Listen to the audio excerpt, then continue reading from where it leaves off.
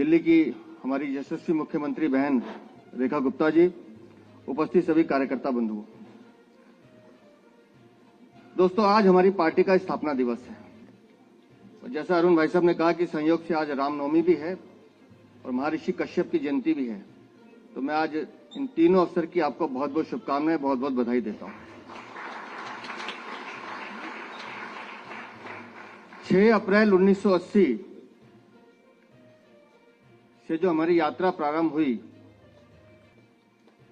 Doctor Shyama Prasad Mukherjee, श्रद्धेय दीनदयाल उपाध्याय जी के विचार को लेकर भारतीय जनता पार्टी का गठन हुआ और लाखों करोड़ों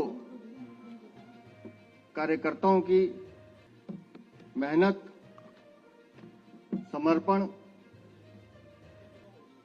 और उनके संकल्प का यह परिणाम है कि आज भारतीय जनता पार्टी विश्व की सबसे बड़ी पार्टी है।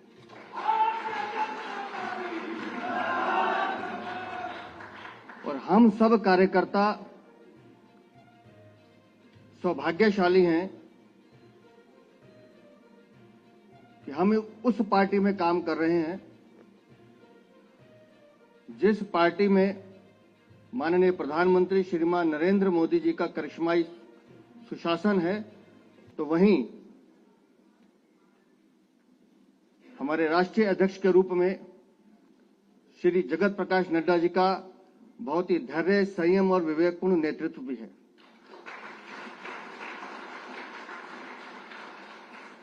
मुझे इस बात का सौभाग्य है कि मुझे राष्ट्रीय अध्यक्ष जी के साथ काम करने का अवसर मिला है। लगभग 2 दशक से मेरा परिचय है, कभी पिता के रूप में, कभी सखा के रूप में, कभी मित्र के रूप में। वो हम सबको चलाने का काम करते हैं और आज पूरे देश में 21 राज्यों में भाजपा और एनडीए का शासन है। और जो लोग अंक शास्त्र में बिलीव करते हों, वो शायद 13 के अंक को अशुभ मानते होंगे, लेकिन हमारे यशस्वी राष्ट्रीय अध्यक्ष जी का जादू है कि दिल्ली वो 13वां राज्य है जो उनके कार्यकाल में हम जीते हैं। तो आज के इस शुभ अवसर पर मैं आप सबका अभिनंदन करता हूं, स्वागत करता हूं। माननीय राष्ट्रीय अध्यक्ष जी का धन्यवाद करता हूं कि आपके मार्गदर्शन में लगातार पार्टी दिन रात चौगनी तरक्की कर रही है और लगातार आपकी प्रेरणा, आपका सानिध्य हम कार्यकर्ताओं को मिलते रहे। बहुत बहुत आभार, बहुत बहुत धन्यवाद। हमारे बीच में राष्ट्रीय पदाधिकारी भी हैं और सांसद भी हैं। उसके साथ साथ सभी पार्टी के वरिष्ठ जो कार्यकर्ता हैं, उनका भी स्वागत, अभिनंदन करते हैं। और हम सबके बीच में माननीय राष्ट्रीय अध्यक्ष जी हैं, विश्व के सबसे बड़ी पार्टी के राष्ट्रीय अध्यक्ष, और माननीय प्रधानमंत्री जी के नेतृत्व में, आपके नेतृत्व में लगातार भारतीय जनता पार्टी का विजय प्रशस्त हो रहा है। अभी जब एक तरफ से हम लोग महाराष्ट्र में, पहले हरियाणा में, फिर महाराष्ट्र में, उसके बाद दिल्ली में सरकार बनाया, उससे पहले उड़ीसा में भी भारतीय जनता पार्टी की पहली बार सरकार बनी। ऐसे भारतीय जनता पार्टी के यशस्वी राष्ट्रीय अध्यक्ष जी से मैं निवेदन करता हूं कि आज देश भर के कार्यकर्ता आपको यहां से सुनने के लिए आतुर हैं। आप आए और देश भर के कार्यकर्ताओं का मार्गदर्शन करें। तालियों के द्वारा माननीय राष्ट्रीय अध्यक्ष जी का स्वागत और अभिनंदन करें।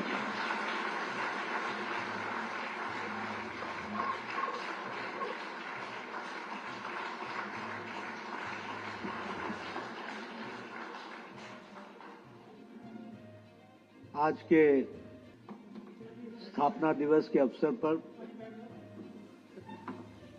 मंच पर विराजमान भारतीय जनता पार्टी के राष्ट्रीय महामंत्री संगठन श्री BL संतोष जी,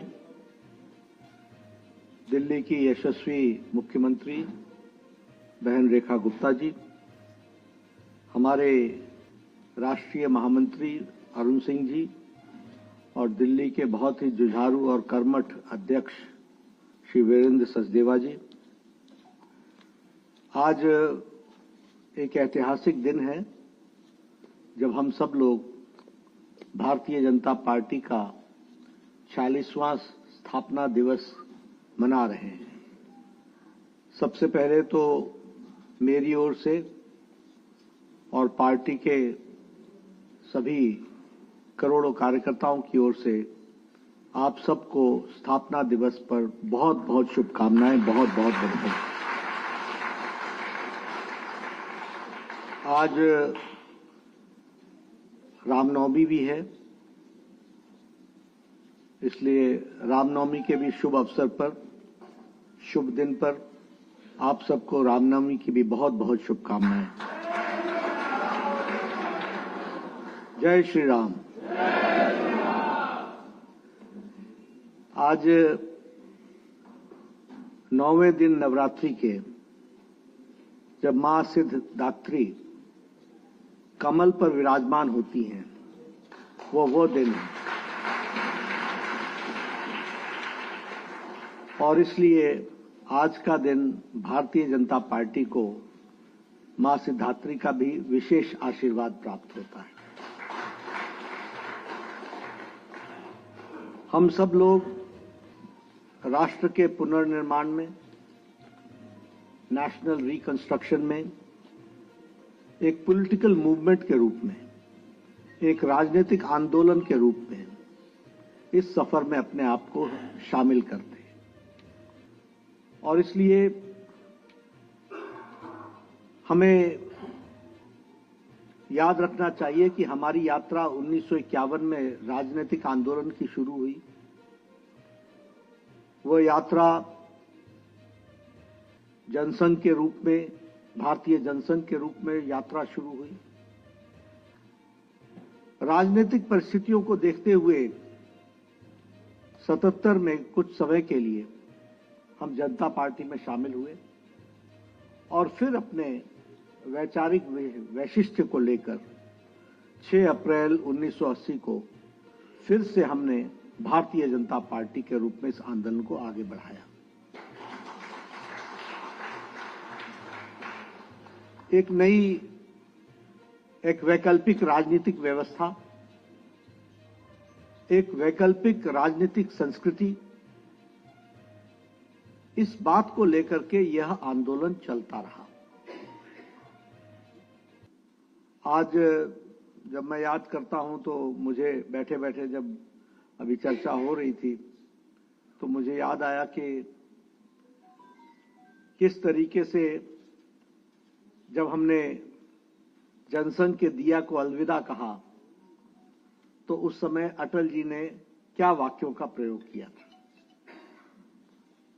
और मुझे वो भी याद है कि जब आडवाणी जी ने 6 अप्रैल में सब एक तरह के विचारधारा के लोग एकत्र हो जाओ और भारतीय जनता पार्टी का आह्वान किया था, तो उस समय का भी पॉलिटिकल डिस्कोर्स मेरे को याद है। उन दिनों एक इलस्ट्रेटेड वीकली एक मैगजीन होती थी और वो इलस्ट्रेटेड वीकली बहुत पॉलिटिकल और हिंदी में दिनमान होता था। मैं चाहूंगा कि आप सब लोग आर्काइव्स में जाकर के उन आर्टिकल्स को जरूर पढ़ें, तो आपके ध्यान में आएगा कि घना बादल कितना था, परिस्थिति में कहीं भी सूरज की किरण दिखती नहीं थी, लेकिन हमारे नेताओं की दृष्टि में स्पष्ट था कि हमारा रास्ता सही है।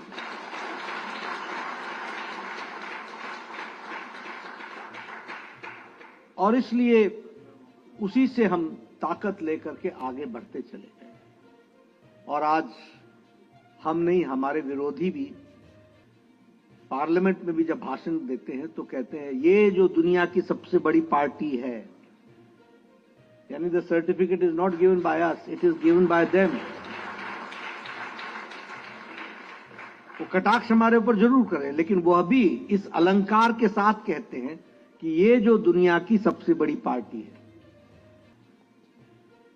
कई बार हमको देखना चाहिए कि हमारे विरोधी भी हमारी ताकत को किस तरीके से पहचानते हैं।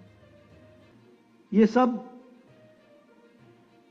हमें ध्यान में रखना चाहिए कि हम वोट की खातिर इधर से उधर डिगे नहीं। हम सत्ता को पाने के लिए हमने कोई समझौता किया, विचारधारा के साथ समझौता किया या विचारधारा को डाइल्यूट किया, ऐसा हमारी यात्रा में नहीं हुआ। ये अकेली पॉलिटिकल पार्टी है जो आइडियोलॉजिकल, वैचारिक अधिष्ठान पर अपने आप को अडिग रखा है और उसी पर ताकत के साथ आगे बढ़ते हैं।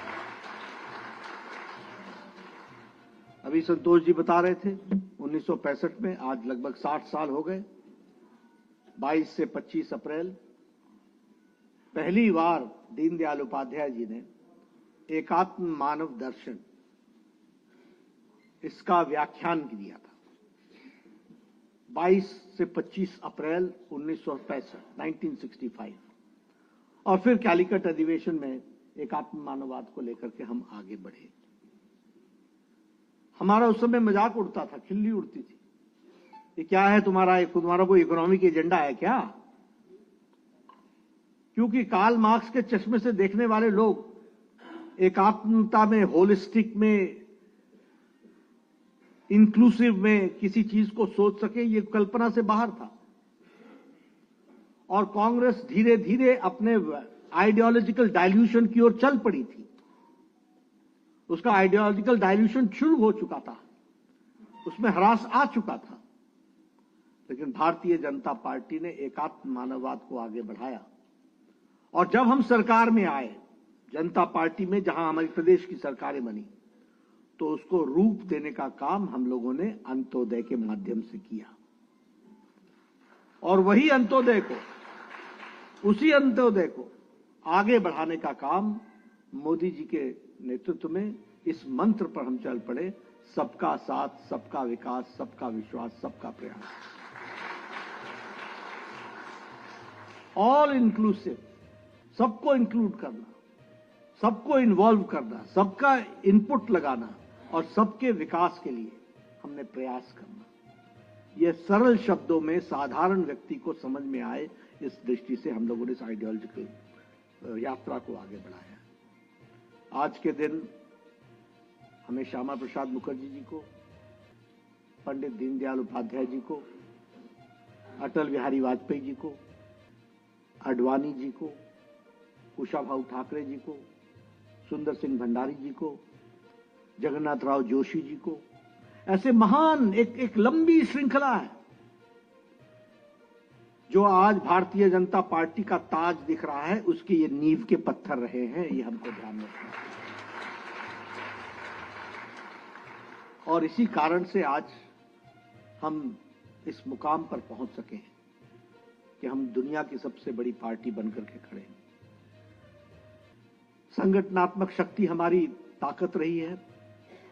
और जब मैं आइडियोलॉजिकल बेस्ड पार्टी कहता हूं, तो हमारे को ध्यान में रखना चाहिए कि श्यामा प्रसाद मुखर्जी ने 1949 में शायद नेहरू के कैबिनेट से, 48 में शायद नेहरू के कैबिनेट से इस्तीफा देकर के एक वैचारिक अधिष्ठान को लेकर के कि एक देश में दो संविधान नहीं चल सकते, एक देश में दो निशान नहीं चल सकते, एक देश में दो प्रधान नहीं चल सकते, इसको नेहरू की कैबिनेट से उन्होंने इस्तीफा दिया था। और 1951 से हमारी यात्रा शुरू हुई। 1953 में उन्होंने सत्याग्रह किया और आंदोलन का नाम था एक देश में दो निशान, दो विधान, दो प्रधान नहीं चलेंगे। और हम सबको मालूम है कि उनका बलिदान हुआ। श्रीनगर की जेल में संदेहास्पद स्थिति में उन्होंने अंतिम सांस ली। उनकी पूज्य माता ने जवाहरलाल नेहरू को चिट्ठी लिख करके कहा कि इसकी जांच होनी चाहिए।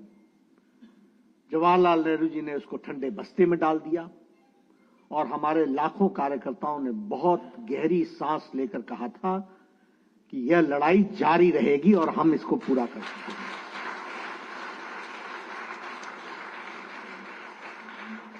आप देखिए, कहां 1951, कहां 1953 में उनका स्वर्गवास होना, उनकी जान जानी, उनका बलिदान, उनकी शहादत।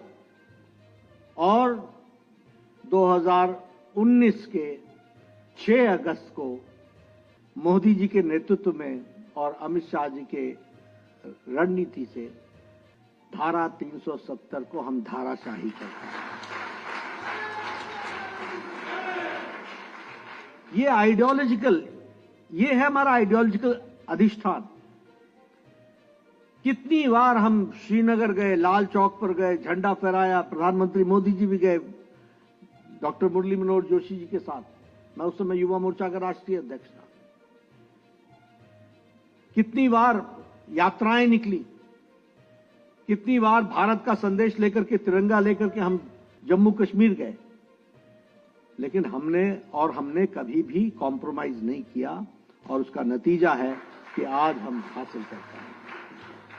आज रामनवमी का दिन है। 1987-88 में पालमपुर के अधिवेशन में आडवाणी जी की अध्यक्षता में उस समय एक प्रस्ताव पारित हुआ कि हम राम जन्मभूमि के मंदिर बनने के रास्ते को प्रशस्त करेंगे। ये है वाक्य। 1987 से चले, ढांचा भी टूट गया, लड़ाई चलती रही और साथ में हमने कहा था प्रजातांत्रिक तरीके से और संवैधानिक तरीके से राम मंदिर बनेगा। आपने देखा एक लंबी लड़ाई के बाद आज रामनवमी के दिन लाखों दर्शन करने वाले लोग भव्य रामलला की मूर्ति को और भव्य राम मंदिर को देखते हैं। इसलिए और हम लोगों ने हमेशा कहा we have not worked on the interest of the party, we have not worked in the interest of X और Y, we have worked for the nation, nation first, देश को आगे रखा। ट्रिपल तलाक, जहां एक तरफ राजीव गांधी के नेतृत्व में शाहबानू केस में वह मुस्लिम अपीजमेंट में झुक गई, घुटने टेक दिए, सुप्रीम कोर्ट बोलता रहा कि मुस्लिम बहनों को आजाद करो, हिम्मत किसी में नहीं आई। और मैंने पार्लियामेंट में भी कहा, मैं यहां भी कहना चाहता हूं, बांग्लादेश, अफगानिस्तान, पाकिस्तान, सीरिया, टर्की, हमारे जितने भी इंडोनेशिया, मलेशिया, जितने भी मुस्लिम देश या मुस्लिम डोमिनेटेड देश हैं, कहीं भी ट्रिपल तलाक नहीं है। सब जगह ट्रिपल तलाक समाप्त हो गया है। यह हमारे भारत देश में ट्रिपल तलाक चल रहा है। लेकिन आज लाखों बहनों को आजाद कराने का काम भारतीय जनता पार्टी आदरणीय मोदी जी के नेतृत्व में हुआ। यह सीए, जवाहरलाल नेहरू और लियाकत अली का पैक्ट हुआ था, तय हुआ था कि यहां पर हमारे मुस्लिम भाइयों की रक्षा होगी और वहां हमारे हिंदू भाइयों की रक्षा होगी। आज ये अलग बात है कि जहां हमारे 22% हिंदू भाई होते थे, आज वो 2 या 3% पर आकर के पहुंच गए। 1.8 पर पहुंच गए। कहां गए? कहां गए हमारे सिख भाई? कहां गए हमारे पारसी भाई? कहां चले गए वो? क्या हुआ? हम लोगों ने कहा, और देखिए मनमोहन सिंह ने पार्लियामेंट में कहा कि इनकी चिंता करो। कांग्रेस के लोगों ने भाषण दिया, पर 10 साल सरकार में रहे, कुछ नहीं कर सके। ये राजनीतिक प्रताड़ना के कारण, रिलीजियस परसिक्यूशन के कारण जो लोग भारत में आए, उनको नागरिक बनने का अधिकार हमारी सरकार ने दिए। इसलिए हमने आइडियोलॉजी में कोई कॉम्प्रोमाइज नहीं किया। जो हमारी विचारधारा थी उसके साथ हमने कभी कॉम्प्रोमाइज नहीं होने दिया। और इसीलिए मैं ये कहना चाहूंगा, अभी ये वक्फ बोर्ड का टर्की में नहीं है, सब जगह पर एंडाउमेंट्स सरकार ने ले लिया। सरकार वक्फ की प्रॉपर्टी को चला रही है। हम तो सरकार भी नहीं चला रही है, हम तो जो चला रहे हैं उनको हम बता रहे हैं कि नियम से चलाओ, और नियम से चलना ही पड़ेगा। इस बात को वक्फ बोर्ड ने कहा है। और ये सारी प्रॉपर्टी और पावर और पैसा, ये सारा मुस्लिम भाइयों के शिक्षा पर, स्वास्थ्य पर, उनके रोजगार पर लगेगा। इस बात की चिंता होनी। इसलिए हम वैचारिक पृष्ठभूमि पर आगे बढ़ते हुए आगे बढ़ रहे हैं। हम लोगों ने कहा कि हम ये अधिनायकवाद से बाहर निकलेंगे। अगर हम कहें तो आज राजपथ कर्तव्य पथ बन गया। सुभाष चंद्र बोस जी की मूर्ति वहां विराजमान हो गई। जॉर्ज का इंसिग्निया नेवी के उससे निकल गया और छत्रपति शिवाजी महाराज का सील वहां पर लग गई। हमारी कोशिश हुई कि जो भारतीय परंपरा, रीति, नीति, संस्कृति के साथ जुड़ा हुआ हमारा इतिहास है उसको हम आगे बढ़ाएं, और उसमें भी हमने आइडियोलॉजिकली कभी अपने आप को कॉम्प्रोमाइज नहीं किया। इसलिए we are ideological based party, we are mass based party also, ideological base with a mass following. आज हम गर्व के साथ कह सकते हैं कि हमारे 240 मेंबर पार्लियामेंट लोकसभा में, 98 से ज्यादा हमारे राज्यसभा में, 1600 से ज्यादा हमारे विधायक, हमारे 13 सरकारों में विशुद्ध भारतीय जनता पार्टी की सरकार, 7 प्रदेशों में हमारी एनडीए की सरकार। यानी आज भारतीय जनता पार्टी और हमारी विचारधारा में ये करोड़ों करोड़ों कार्यकर्ताओं के द्वारा जो योगदान हुआ है उसके माध्यम से हम एक आइडियोलॉजिकल बेस्ड पार्टी और मास फॉलोइंग के साथ और कार्डर बेस्ड पार्टी खड़े। जब मैं कार्डर बेस्ड पार्टी कहता हूं तो अभी अभी हमारी मेंबरशिप समाप्त हुई है, हम 13.5 करोड़ से ज्यादा क्रॉस कर चुके हैं, 13.5 करोड़, 10 लाख से ज्यादा हमारे एक्टिव कार्यकर्ता हैं, लगभग हमारे 6 लाख बूथ पर हमारे बूथ अध्यक्ष हैं। सबसे बड़ी कैडर बेस्ड पार्टी आज बनकर के तैयार है। चुनाव की बात करूं तो गुजरात में हम 6ठी बार सरकार में हैं, गोवा में और हरियाणा में हम 3री बार सरकार में हैं, मध्य प्रदेश में हम 4थी बार सरकार में हैं, उत्तर प्रदेश में, महाराष्ट्र में, त्रिपुरा में, उत्तराखंड में, मणिपुर में, आसाम में हम 2री बार सरकार में। और इसलिए, और सबसे बड़ी बात यह कि 27 साल बाद हम दिल्ली में भी विराजमान हैं।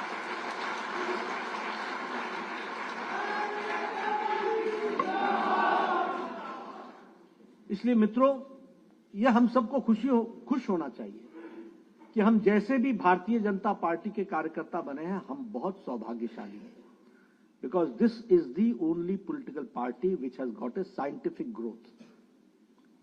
ये बहुत ऑर्गेनाइजेशन को भी आगे बढ़ाना, इट्स अ साइंस। चुनाव जीतना यह भी एक साइंस है, यह भी एक अपने आप में एक कला है, और वैचारिक अधिष्ठान के साथ बिना कॉम्प्रोमाइज किए उसको पूरा करना, यह भारतीय जनता पार्टी का कमिटमेंट है।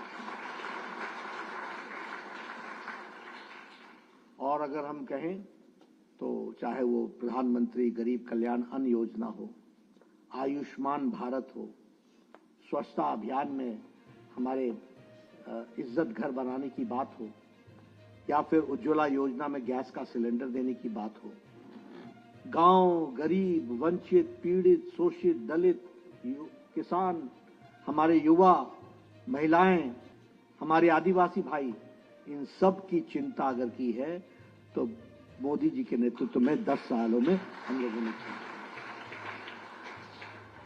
और इसीलिए आज के दिन हमको दोनों बातें करनी चाहिए, अपना अतीत भी याद रखना चाहिए। मैं चाहूंगा आप सब लोगों को थोड़ा भी मौका मिले, श्यामा प्रसाद मुखर्जी जी के जीवन को हम पढ़ें, हमको जरा सा भी मौका मिले हम दीनदयाल उपाध्याय जी को जाने, हमें जरा सा भी मौका मिले तो हमारी जो नेताओं की श्रृंखला है, जिन्होंने नींव के पत्थर के रूप में पार्टी को इतना आगे बढ़ाया है, उन सब के बारे में जाने और उनसे प्रेरणा लेकर के आज जो जिम्मेवारी हमारे ऊपर है कंधों पर, उसको समझ करके चले। और जब हम आज की जिम्मेवारी बोलते हैं तो हमारी जिम्मेवारी विकसित भारत 2047 है, इसको भी डेवलप इंडिया, और इसके लिए हम सबको पूरी ताकत से लगने की आवश्यकता है। पार्टी ने आज के दिन रामनवमी होने के कारण स्थापना दिवस की शुरुआत तो हुई है, लेकिन कल से लेकर के 13 तारीख तक भारतीय जनता पार्टी का एक एक नेता और एक एक कार्यकर्ता 5 लाख बूथ पर पहुंचेगा और 1 लाख बस्ती में पहुंच करके भारतीय जनता पार्टी का अलख जगाएगा और वहां पहुंचेगा। मैं तो यहां से निकल करके ही एक बूथ पर जाने वाला हूं। मेरा आप सबसे निवेदन है, और जो लोग देश में इलेक्ट्रॉनिक मीडिया से सुन रहे हैं उन सब से मेरा निवेदन है कि भारतीय जनता पार्टी का कोई भी कार्यकर्ता, नेता बिना एक दिन बूथ पर लगाए वो नहीं लौटेगा, और 1 हफ्ते के अंदर करेगा। यह 14 तारीख को अंबेडकर जयंती है। 14 तारीख से लेकर के 25 तारीख तक 10 दिन तक हम सब लोग संविधान गौरव दिवस भी मनाएंगे, और बाबा साहब अंबेडकर जी का जो संविधान के प्रति भारत के संविधान के बनाने में, ड्राफ्टिंग में जो कंट्रीब्यूशन है, और उनका जो वैचारिक अधिष्ठान है, जिसको लेकर के लेटर और स्पिरिट में भारतीय जनता पार्टी आगे बढ़ रही है, और किस तरीके से कांग्रेस ने संविधान के मूल आत्मा को कुठाराघात करने का प्रयास किया, इसका पर्दाफाश करने का काम भी हम भारतीय जनता पार्टी के कार्यकर्ता करेंगे। We have to expose that. इसलिए हम सब लोग पूरी ताकत से लगें और इस काम को आगे बढ़ाएं। एक मेरा और निवेदन है कि आप जब बूथ पर जाएं तो वहां कोई भी ढूंढ करके कोई जनसंघ का कार्यकर्ता हो, कोई भारतीय जनता पार्टी के स्थापना काल का कार्यकर्ता हो, बुजुर्ग, उसके घर जरूर जाएं और उससे मिल करके आएं और उससे भी चर्चा करके आए। ये मेरा आपसे निवेदन है। मैं आज दिल्ली में एक मेयर, पूर्व में रही मेयर, 93 वर्ष की उम्र की भारतीय जनता पार्टी की कार्यकर्ता, वैसे तो उनको भारतीय जनसंघ की कार्यकर्ता के 98 वर्ष की, उनसे मैं मिलने वाला हूं। लेकिन मेरा निवेदन है कि आप सब भी पुराने कार्यकर्ताओं के घरों में जरूर जाएं, और ऐसे नहीं कि जाकर के आ गए बस हो गया टिक मार, नहीं, पूरी बात सुननी है, उनको समझना है, उनको जानना है, उनसे पूछना है, उनके समय की बातों को समझने की जरूरत है। यह करने की आवश्यकता होगी। आप सब लोगों को स्थापना दिवस पर बहुत बहुत शुभकामनाएं। नई ताकत, नई उमंग के साथ हम चल पड़े और विकसित भारत को हम हासिल करें। वीडियो को अपने दोस्तों के साथ जरूर शेयर कीजिएगा, और अगर आपने अभी तक हमारा चैनल सब्सक्राइब नहीं किया तो फौरन सब्सक्राइब कीजिए, साथ ही बेल आइकॉन पर क्लिक करें ताकि मजीद आने वाली वीडियो जहां वक्तन फवक्तन आपके लिए इस चैनल पर अपलोड करते हैं वो आपको वक्त पर मिलती रहे।